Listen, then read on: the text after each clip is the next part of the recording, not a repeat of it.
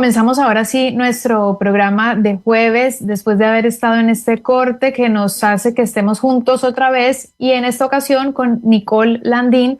Ella es periodista de revista Vistazo, de América Economía también, pero en este segmento hablamos de precisamente un reportaje que ella realiza en la revista Vistazo en la última edición.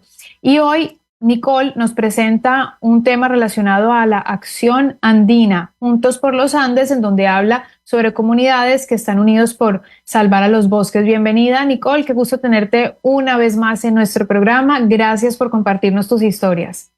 Hola Clarita, al contrario, muchísimas gracias por la invitación y es siempre un gusto y un honor estar aquí compartiendo un poquito de lo que hacemos acá en la revista en el día a día. Increíble. Bueno, Nicole, comencemos entonces con este tema que ya introduje desde el saludo a nuestra audiencia. Y tú comentas en tu reportaje que son más de 300 comunidades en 5 países, incluyendo el Ecuador, que están unidos por una sola causa, que es salvar a los bosques andinos. Esto lo describes tú y me gustaría que nos pudieras compartir el salvar, ¿a qué se refiere? Es decir, ¿salvar de qué?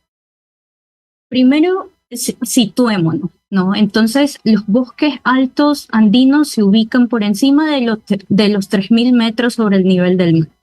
Estos bosques también son importantísimos porque albergan un sexto de la vida vegetal de todo el mundo, pero la deforestación, la minería, la quema de tierra son las principales causas de la pérdida de estos árboles. De hecho, del 100% de la cobertura de bosque andino que existía acá y en todos los Andes, ahora solo queda un remanente del 6%. Es decir, que está gravemente amenazado. Por ejemplo, solo en Ecuador, cada año se pierden más de 58.000 hectáreas de bosque y muchas de ellas están ubicadas en la montaña, en la alta montaña. Pero sobre todo, si hablamos de sus amenazas, el riesgo o la amenaza principal más fuerte que tienen es la tala de árboles que sufren y esto la gente lo hace, tala estos árboles y planta especies invasoras o que no son nativas, como el pino o el eucalipto, y que no tienen todas las propiedades ambientales que nos brindan estos bosques andinos. Bien, eso es bueno conocerlo, porque tal vez cuando viajamos a estas regiones y vemos las características o la vegetación, pensamos que ya es propia del lugar. Y en otras conversaciones que hemos tenido antes, tú y yo, y también con otros especialistas que yo he invitado, podemos ya tener una noción de lo importante que es no invadir zonas con especies tanto vegetales como animales en ecosistemas donde no corresponden, porque termina siendo más perjudicial que beneficioso. Y tú hablas, sí, de características que tiene esta región.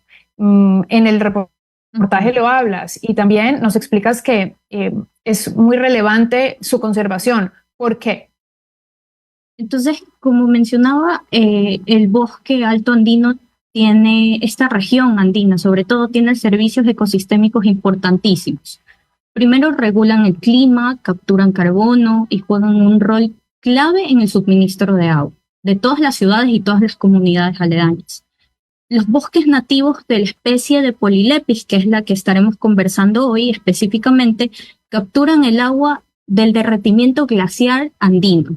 Entonces, este líquido no solo abastece de agua a las comunidades aledañas, como bien decía, sino que es el suministro para millones de personas y ciudades en las zonas bajas de esta montaña.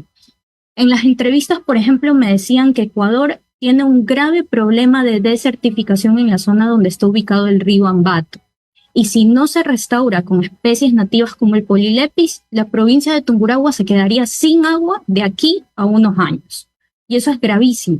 Además, esta agua dulce que se almacena en estos bosques también abastece la cuenca del río del Amazonas, y sus hábitats mantienen especies endémicas de animales, ¿no? Como el oso de anteojos, el puma y el cóndor andino. Entonces, no solo es relevante por sus servicios ambientales, sino que también hay que tener en cuenta que estos son hábitats que son ocupados por estos animalitos y son el hogar de ellos. Y muchos de ellos me contaban en las visitas que vieron que han regresado gracias al proyecto que estaré profundizando más adelante, pero muchos animalitos se fueron, precisamente por la pérdida de árboles y de bosques. Tú a través de este reportaje introduces esta especie, ¿no? Los árboles de Polylepis. Sí, creo que lo estoy leyendo correctamente, es así, Polylepis. Eh, ¿Qué hace esta planta o cuál es su función? Y además, ¿qué están haciendo para reproducirlos? Porque entiendo que hay una especie de laboratorio natural. Los árboles de Polylepis, que acá en Ecuador se lo conoce como el yagual, o en Perú se lo conoce como queuña. El Polylepis es el nombre científico, ¿no? Pero yagual se lo conoce acá en Ecuador. Entonces, estos árboles de Polylepis ayudan a mantener todos estos servicios que te comentaba y que provee el bosque. Esto, el Polylepis además específicamente previene la erosión del suelo y las inundaciones, porque es una planta que te agarra el agua y te sostiene, ¿no? Entonces, esta función le permite a las comunidades indígenas, sobre todo, que son las que viven alrededor de estos bosques, continuar con su agricultura y mantener sus prácticas ancestrales, pero sobre todo conservar sus fuentes de agua. Entonces, Acción Andina es este proyecto que nació de la mano de la Asociación de Ecosistemas Andinos, creada por Constantino Auca, y también por Global Forest Generation, que es una organización americana para recaudar fondos para este tipo de proyectos de conservación. Entonces, este proyecto inició de la fusión de estas dos organizaciones e inició en Perú. Su objetivo es restaurar y cultivar 30 millones de árboles nativos de los bosques altos andinos, principalmente utilizando Polylepis. Y esto, imagínate, abarca cerca de 800.000 hectáreas a lo largo de los Andes. Esa es su meta. Abarcar cerca de 800.000 hectáreas a lo largo de los Andes al 2030, cultivando 30 millones de árboles nativos. Sí, estaba viendo que una de las acciones que tomaron en un principio fue plantar 57.000 árboles en un solo día para demostrar que sí se puede hacer. Es increíble, es como entender que es cuestión de comprender un poco el contexto, la necesidad y que se puede lograr. Pero 57.000 árboles parecería que no se logra, sino hoy con drones, que es tecnología que hoy en día sí existe. Pero esto además inició en el 2014. Yo leí en tu reportaje que dices que su historia se remonta al 2014, lo que quiere decir que ya llevan 10 años trabajando en esto. Y la propuesta de Acción Andina, además, según lo que me explicas, no solamente es con revitalizar los bosques, sino con revalorizar la cultura indígena y salvar a estos bosques y estas especies. Si nosotros, por ejemplo, si quisiéramos ir a alguna zona donde están estos viveros, cuéntanos más de estos viveros. Esto sería en Chimborazo, ¿verdad? Claro, por ejemplo, el trabajo acá inició en Perú, como te comentaba, y se extendieron acá a Ecuador. Eso es importante remarcar. Se extendieron a Ecuador, Argentina, Chile y Bolivia. Aquí en Ecuador, por ejemplo, tienen 4 socios implementadores: Aves y Conservación en Pichincha, Andean Adventures en Chimborazo, el Fondo para la Protección de Agua, FONAC, que trabaja principalmente en la cabecera de Quito, y el Fondo de Páramo de Tungurahua. Entonces, para el reportaje yo visité al equipo de Andean Adventure en Chimborazo. Ellos iniciaron el programa en el 2019 y Andean Adventure es la empresa de turismo que administraba los refugios del volcán Chimborazo.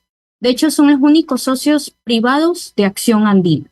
Entonces, el centro de trabajo de Andean Adventure está en la Hacienda San Vicente con su vivero El Yagualito, así se llama. Ellos, nada más, solo Andean Adventure, desde el 2019 hasta el 2023 han sembrado más de 947.000 árboles de Polylepis en el páramo de Chimborazo. Por supuesto, esto no solo genera beneficios para las comunidades rurales, sino que, como te decía, es la principal fuente de provisión de agua para el consumo de la gran mayoría del territorio de Ecuador. Y algo súper importante destacar es cómo hacen esto. Ellos se caracterizan por un festival denominado el Queuña Raimi, que es un festival para sembrar árboles de Polylepis. Queuña Raimi porque nació en Perú y fue justo como tú decías. Un día dijeron, Constantino, que fue el creador de todo esto, fue a una COP de cambio climático y dijo, las acciones no son suficientes, no es suficiente lo que estoy viendo y los resultados que se están mostrando. Entonces, ¿qué puedo hacer yo desde Perú para demostrarle al mundo que sí se pueden tener cambios ambientales y decidieron hacer este mega festival de la siembra que ellos le denominaron el Keuña Raimi. Pero acá en Ecuador, como te decía, el Polilepi se lo conoce como Yagual, entonces el festival de la siembra acá se llama el Yagual Raimi. Y es impresionante porque es una de las pocas iniciativas que ha logrado juntar más de 300 comunidades. Durante estos festivales de siembra pueden tener hasta 1.000 personas escalando la montaña para ir y trabajar por la conservación de estos bosques. Sí, ahí estamos viendo también algunas imágenes para quienes nos siguen por el Facebook o por el YouTube. Pueden ver imágenes de tu reportaje e imágenes adicionales, creo, del reportaje que está publicado. Entonces, esto es en Chimborazo y algo que a mí me gusta que conectemos siempre las ideas y es que cuando hablamos de cosas que pasan lejos, pensamos que no inciden en nuestra región. La pregunta que yo te haría es, si esto pasa en Chimborazo y además estamos hablando de diferentes regiones, Perú, Argentina, Bolivia, ¿cómo a nosotros que estamos en la costa, cómo nos afecta positivamente esta iniciativa? Principalmente por el tema del abastecimiento de agua. Es increíble ver, a veces nosotros pensamos que lo que hacen o lo que pasa en comunidades rurales no nos afecta, pero no es así, nos afecta y bastante. Si no hubieran este tipo de iniciativas, como lo hace Acción Andina, y estos bosques seguirían amenazados y se seguirían perdiendo, realmente nosotros nos quedaríamos sin agua. O sea, como lo mencioné hace un momento, ahorita la zona de Tungurahua está realmente amenazada por la desertificación y ellos tienen un alto riesgo de quedarse sin agua. Eso no solo podría pasar allá en la sierra, sino que podría venir todo hasta la costa. Entonces, son nuestra principal fuente no solo de agua, sino de recursos naturales y también, como lo dije, regulan el clima. Ahorita que estamos viendo estas altas temperaturas acá en Guayaquil, sobre todo, pues bueno, ¿qué podemos hacer para disminuir estas temperaturas? Ahí está la respuesta en el reportaje: restaurar y seguir plantando y recuperando lo perdido. Sí, justo mencionaste algo que yo vengo pensando hace días y es los calores intensos que venimos sintiendo. Obviamente tienen que ver con las altas temperaturas, pero al decir sentir, es decir, la sensación térmica que también tenemos es por la falta de sombra, por la falta de árboles que tenemos en la ciudad. Acuérdate que venimos de unos 2 años de una plaga súper fuerte que ha impactado la ciudad. Si bien esto no tiene nada que ver con el tema tuyo, pero tiene que ver con nuestras conversaciones y también con nuestros temas de interés. Tenemos mucha menos sombra que antes. La ciudad está mucho menos arborizada que hace 2 años, por la situación que es evidente para todos los que vivimos en esta ciudad. Entonces ahí también nos ponemos a pensar en la relevancia de hablar de estos temas, porque decimos, mira, si allá en Chimborazo están sembrando esto que es vital para las fuentes de agua, si la semana pasada celebramos el Día Mundial del Agua, que fue el viernes, y hablamos sobre la importancia del agua y además cómo, por ejemplo, en el 2024 se habla del agua en búsqueda de la paz. Porque cuando no haya agua, habrá lo contrario a la paz, o sea, será motivo de guerras. Entonces, todo está muy conectado y estas conversaciones me parece que son interesantes por eso, porque nos llevan a comprender la interconectividad que hay entre los sistemas, los ecosistemas, las acciones y como las mejoras. Es decir, tú lo planteaste ahorita, la reforestación, la revitalización de bosques y de espacios. Y como siempre estamos como ciudadanos urbanos mirando, pero muy quietos, muy sin hacer nada, entonces plantearnos respuestas, plantearnos qué puedo hacer yo. Entonces te pregunto, ¿qué aprendizajes te quedan de todo este reportaje que hiciste? Yo, sin haber estado ahí, solo de leer el artículo saco algunas conclusiones, ya te las compartí algunas, pero me interesa conocer las tuyas. El primero, justo lo que estábamos hablando ahorita, pensar y decir, detrás de una llave de agua abierta acá en Guayaquil, detrás de eso está el trabajo incansable de comunidades rurales que están trabajando para mantener esa fuente hídrica, que están tratando de cuidar, que están tratando de conservar y sobre todo recuperar lo que se perdió, porque en las comunidades ya se ve este cambio de paradigma, no solo en la sierra, sino que he tenido la oportunidad también de viajar a otras zonas en la costa y créeme que las comunidades sí lo admiten, dicen sí, nosotros talábamos árboles lo destruíamos todo, pero ya la mayoría dice, pero ahora ya no es así, realmente vieron y están arrepentidos y ahora cuidan, ahora reforestan y ahora protegen lo poco que queda porque saben que al final del día, que si no cuidan estos recursos naturales, los mismos afectados seremos nosotros. Entonces ellos ya se dieron cuenta y ya aprendieron de ese error. Algunas comunidades ya están trabajando en este tema de conservación. Otro punto que me asombró relacionado con comunidades también fue que me dijeron que las comunidades están cansadas de las falsas promesas. No todas, pero llegan algunas iniciativas, no solo locales, sino también pueden ser extranjeras, se toman la foto con la comunidad y se van. Entonces, entender que la conservación de un área natural jamás se logrará en 1 o 2 años, sino que debe ser un trabajo sostenido en el tiempo y de socialización con la comunidad, muy de cerca con ellos, porque ellos son los que viven ahí y tienen los conocimientos ancestrales del cuidado.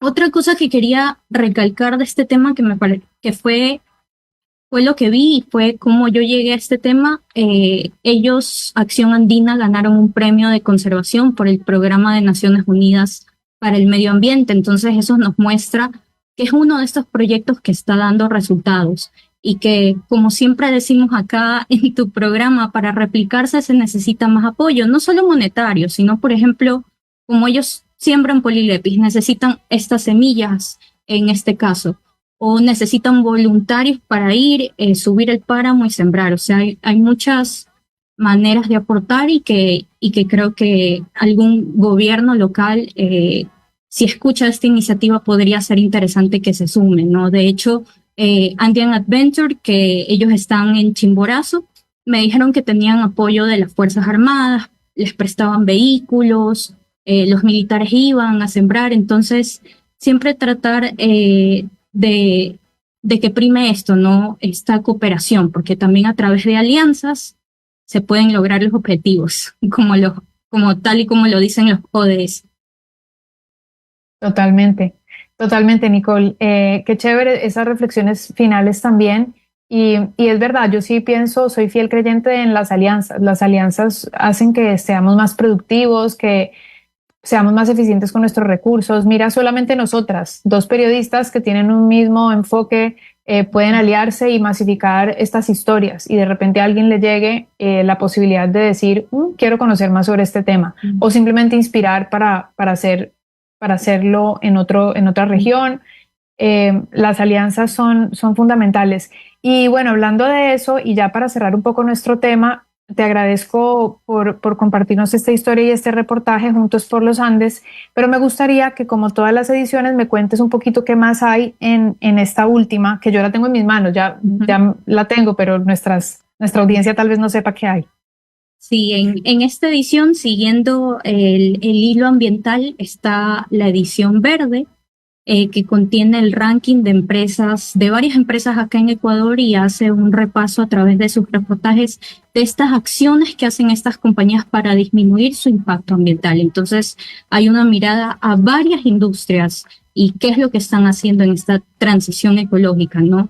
En la sección de gente y cultura se hace un repaso sobre la gala de los Oscars, también hay varios perfiles muy interesantes, está el perfil de Connie Garcés, y por supuesto en la sección de política está una investigación sobre Mayra Salazar, su vínculo entre jueces, políticos, y el equipo digital de Vistazo también elaboró su primer podcast de la revista que trata sobre las extorsiones y vacunas a comerciantes. Entonces, ahí van a poder escuchar varios relatos. Si es que lo quieren escuchar, lo encuentran en el Spotify de Revista Vistazo.